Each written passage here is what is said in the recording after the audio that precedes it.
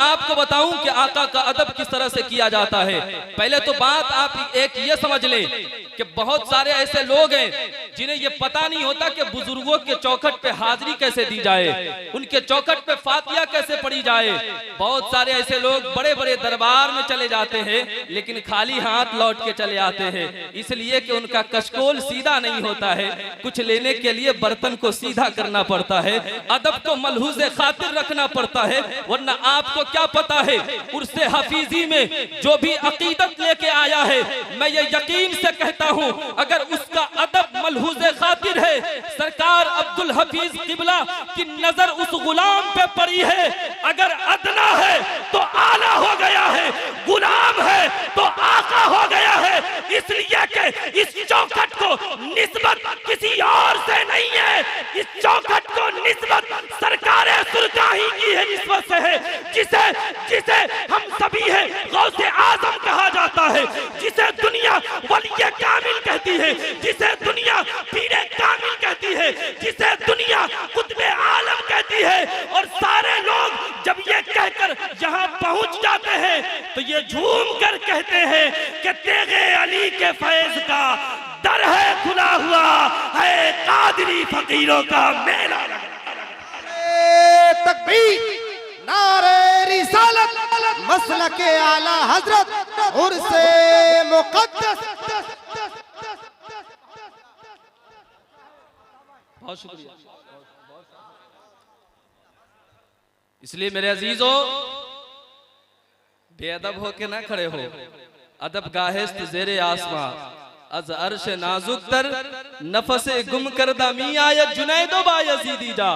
नबी की महफिल में बैठे हैं, आप खड़े होकर सुन रहे हैं, ये अदब के खिलाफ है। अदब को मलहूज़े खातिर रखे। किसी ने कहा था कि हाँ, जमीन पे एक ऐसी बारगाह है जो अर्श आजम से भी ज्यादा तर नाजुक है, उसे मदीना शरीफ कहा जाता है, उसे दरबारे रसूल कहा जाता है। किसी ने आला हजरत से पूछा कि आला हजरत, नबी के चौखट पे जा रहा हूँ हाजिरी लगाने के लिए, क्या मैं नबी के चौखट को चूम सकता हूँ, हुजूर के रोजे के जाली को चूम सकता हूँ? मेरे आला हजरत ने कहा, तेरी जबान इतनी अच्छी नहीं है, तेरी जबान इतनी पाक नहीं है कि तू अपनी जबान से मेरे नबी के पाक रोजे को चूम सके।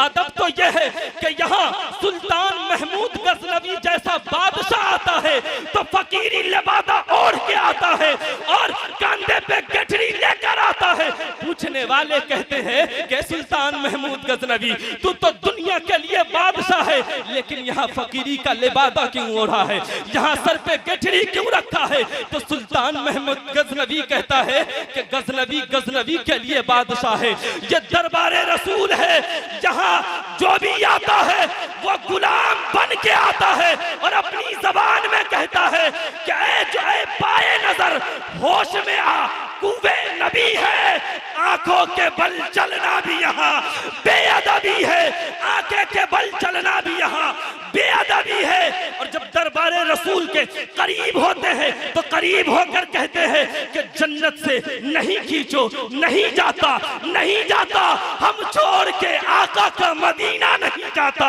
हम छोड़ के आका का मदीना नहीं जाता। ए जोश मदद कर, दरे अहमद पे गिरा दे, दरबान कहे उठ तो कहूँ उठा,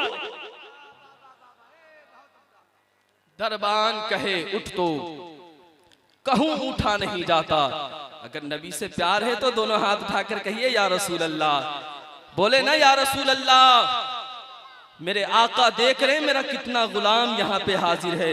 ये मेरा ईमान है, ये मेरा अकीदा है कि मेरे आका हमारी महफिलों में आते हैं क्योंकि हमने ही लोगों को बताया है अन्नबिय्यु औला बिल मुमिनीना मिन अनफुसिहिम, नबी हर मोमिन के जान से ज्यादा करीब है। तो बताओ, तुम्हारे आका तुम्हारे जान से ज्यादा करीब है, तुम मसलके इमाम अहमद रजा के मानने वाले हो, फिर महफिलों में आकर बेअदबी क्यों हो रही है? फिर महफिलों में आकर बेअदबी का मुजाहरा क्यों किया जा रहा है? अगर नबी से प्यार है तो सुन्नून मिस्री के तरह प्यार करो जो मिस्र के रहने वाले थे, लेकिन प्यार इतना सच्चा था, अकीदा इतना अच्छा था, मोहब्बत इतनी तगड़ी थी कि जब जुन्नून मिस्री का इंतकाल हुआ तो मेरे आका करीम सल्लल्लाहु ताला अलैहि वसल्लम मिस्र के अंदर न जाने कितने औलिया के ख्वाब में तशरीफ लाए। सारे औलिया कहते थे या रसूल अल्लाह ये मेहरबानी कैसी है, ये अता कैसी है। हम तो बरसों से दिल में ये ख्वाहिश रखते थे कि एक बार मेरे आका के चेहरे का दीदार हो जाए,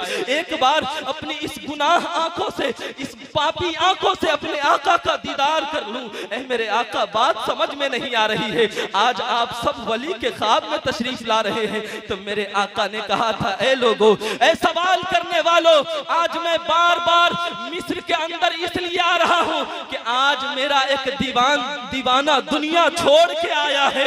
मैं बार बार मदीना से मिस्र इसलिए आ रहा हूं कि मैं आता रहूंगा, मेरे जुन्नून मिस्री का हौसला बढ़ता रहेगा। और जब कब्र में जाएंगे तो फरिश्ते देखकर ये कहेंगे कि यहाँ आने वाला कोई और नहीं है, नबी का दीवाना आ रहा है। तभी तो किसी शायर ने कहा कि ज़मीं मैली नहीं होती, ज़मन मैला नहीं होता, अरे मोहम्मद के गुलामों का कफन मैला।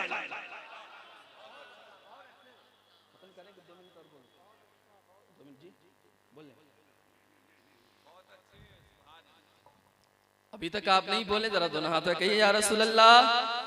नहीं सभी लोग कहिए दोनों हाथ उठाकर या रसूल अल्लाह। हाँ सुने, अदब को मलहूज खातिर रखे। देखे मेरे अजीजों, इस्लाम का सबसे बड़ा दुश्मन मदीना शरीफ आया। किस बात के लिए? ये राज जानने के लिए कि मुसलमानों के पास कौन सी ताकत है, मुसलमानों के पास कौन सा हथियार है कि मुसलमान जंग जीत जाता है, मुसलमानों की फतह हो जाती है। जब मदीना के हुदूद के अंदर कासिद आया, इस्लाम का दुश्मन आया, तो क्या देखता है? एक जगह है जहां भीड़ लगी हुई है, लोगों का हुजूम है। उन्होंने पता किया कि यहाँ क्या बात है, भीड़ कैसे लगी है।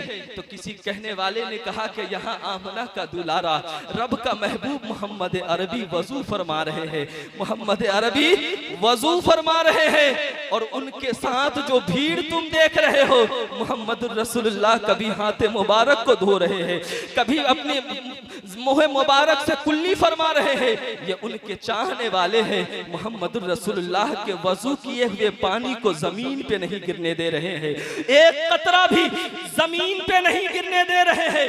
ये सारा का सारा मंजर इस्लाम का दुश्मन मदीना के अंदर आकर देख रहा है। वो मेरे नबी से प्यार करने वालों, आज उससे हफीजी से ये पैगाम लेकर जाओ और अपने दिल के दरीचे पे मेरे इस जुमले को लिख लेना कि जिसने भी मुस्तफा के अदब को अपने दिल में जगह दिया है, जमाने में हर जगह वो कामयाब हो गया है। कोई सलाहुद्दीन अय्यूबी बन के चमका है, कोई नूरुद्दीन जंगी बन के चमका है, कोई ख्वाजा मोइनुद्दीन अजमेरी बन के चमका है, कोई गौसे आजम जिलानी बन के चमका है, कोई आला हजरत इमाम अहमद रजा खान फाजिले बरेलवी बन के चमका है, कोई गौसुल आलम तारिकुस सल्तनत सरकारे मखदूमे सिमना बन के चमका है, कोई हम शबी है गौसे आजम सरकारे दादा तेगे अली बन के चमका है। और नेउरा में जो भीड़ लगी है, ये भीड़ किसी और वजह से नहीं है, ये तो मुस्तफा के प्यार की वजह से है कि अब्दुल हफीज जब तक जिंदा रहे मुस्तफा से प्यार करते रहे,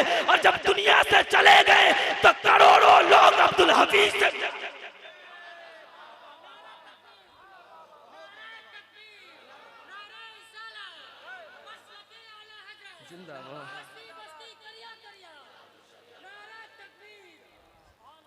इसलिए मेरे अजीजों, वो कासिद मदीना से लौट कर वापस गया। गौर से सुनिएगा, लौट कर वापस गया। कहा लौट कर चले आए, कोई खबर नहीं लेके आए। कहा खबर लेके आया हूं ना। क्या लाए हो? बताओ मुसलमान कैसे फतह पा लेता है, मुसलमान कैसे जीत जाता है, मुसलमान के पास कौन सा हथियार है। तब उस कासिद ने कहा था, मैंने मुसलमानों के आका को देखा है, मैंने मुसलमानों के रहनुमा को देखा है, मैंने बानिए इस्लाम को देखा है। मैंने क्या देखा कि मुस्तफ़ा करीम वजू फरमा रहे थे, उनके जितने चाहने वाले थे सारे के सारे चारों तरफ से मुस्तफ़ा करीम को घेर कर खड़े थे। मुस्तफ़ा वजू फरमा रहे थे, जब सारे लोग हट गए तो मैंने अपनी इस नजरों से देखा है कि एक पानी का कतरा भी जमीन पे नहीं गिरा हुआ था। मैं समझ गया कि जिस कौम के लोग अपने आका से इतना प्यार करते हो, इतना प्यार करते हो कि उसके जिस्म से लगे हुए पानी को जमीन पे ना गिरने दे, वो कौम मुस्तफा का खून का एक कतरा भी जमीन पे कैसे गिरने देगा। अगर कोई नबी की शान पे उंगली उठाएगा तो नबी का दीवाना उसके सर को तन से जुदा कर देगा और पुकार कर कहेगा लब्बैक या रसूल अल्लाह, लब्बैक या रसूल अल्लाह। अरे बोलो दीवानो, लब्बैक या रसूल अल्लाह, लब्बैक या रसूल अल्लाह, लब्बैक या रसूल अल्लाह।